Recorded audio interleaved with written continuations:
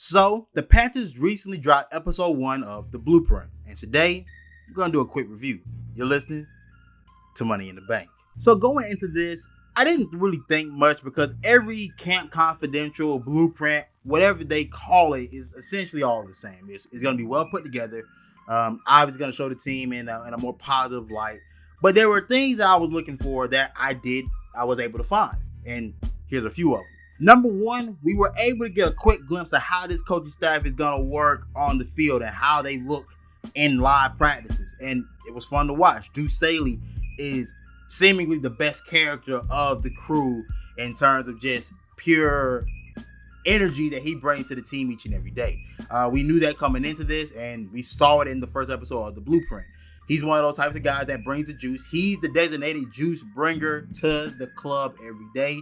He's going to demand it. He's going to expect it. And it's great to have a guy like that in the locker room. And it's also great to have an overall staff that everybody loves, right? A staff that everybody trusts. So much so that you even have, I don't know who the guy was in the clip on The Blueprint, but he pretty much said the same thing we had been saying, that you guys have assembled the Avengers of coaching staffs thus far this offseason. I mean, guys like a Deuce Staley, guys like a Thomas Brown, Josh McCown, Jim Caldwell, Dom Capers. You talk about mixing in the old with the new, and so many bright NFL minds, guys that have been former players, guys that have been well-renowned coaches, and Dom Capers and Jim Caldwell alongside Frank Reich. I mean, it's really a perfect mix of this should be a well-balanced group. And a lot of our younger guys, and you saw guys like Tommy Tremble say that we weren't really taught how to run routes, with the previous group. A lot of our younger guys are going to have a great staff to lean on and to gain knowledge from. Whether these guys get to stay here or not, I think a lot of these guys will grow as players in their time here with this group.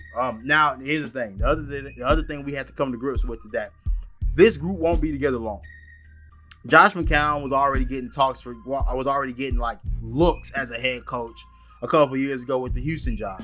I haven't forgotten that. Deuce Staley is a guy that I expect to be elevated to OC at his next stop, if not maybe head coach at his next stop, considering that he's the assistant head coach here in Carolina.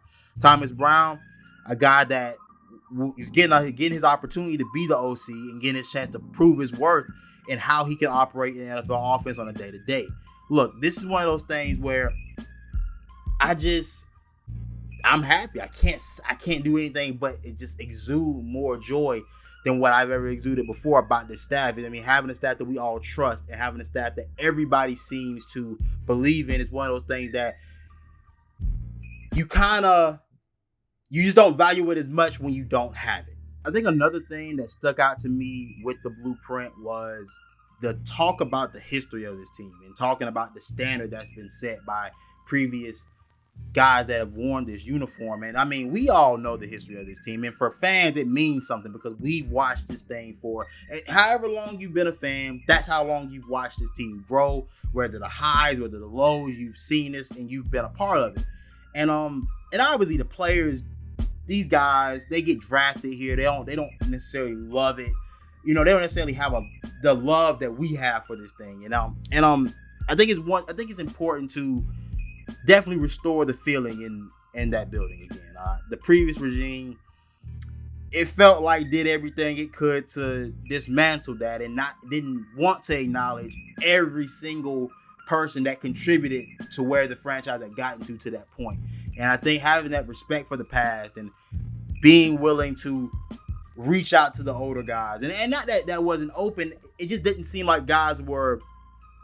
It didn't seem like guys felt welcome. I didn't see the willingness of our previous guys to want to come back and want to be a part of it. It didn't feel like they were being acknowledged as a part of this thing. And I think it's great having a guy that knows the black and blue, that's wore it, that's bled in it. Dom Capers being the first coach, getting us to an NFC Championship game in his time here. I think having those guys in the locker room, having those guys be able to speak about what it means to win here in Charlotte, because it's a special place. Any place can be special, but Charlotte it can be a special place when you're winning. The fans want to ride with you. We want to be a part of something special each and every week, and we go to bat for this team every Sunday, no matter who we face, no matter what fan base is talking to us, doesn't matter how many Super Bowls they have. Panther fans will stand on 10 toes to debate and argue for their team. And I think that same love has to be reciprocated by the team. They give it 110%. All the cliche things that coaches will say to you. But that felt good. It feels, you feel a warmth when you see like Jake Delhomme there talking to Luke Kuechly at during draft night. When you see guys like Thomas Davis be out there, Steve Smith has always been around, but you feel like guys want to be back because guys believe. I mean, even the energy that Luke talked about, the energy Luke talked about during draft night, like a guy like him who has seen this franchise get to the highest of highs, be able to talk about the energy around the franchise and in the building, that means something, and that tells me that this is different. And I think we're right to expect different, and I think we in for a special ride, man. But here, look, I'm your host Shanti Stewart. This has been Money in the Bank. Subscribe to the YouTube channel. Follow us on all our social media platforms at P1N_network, and I'm out.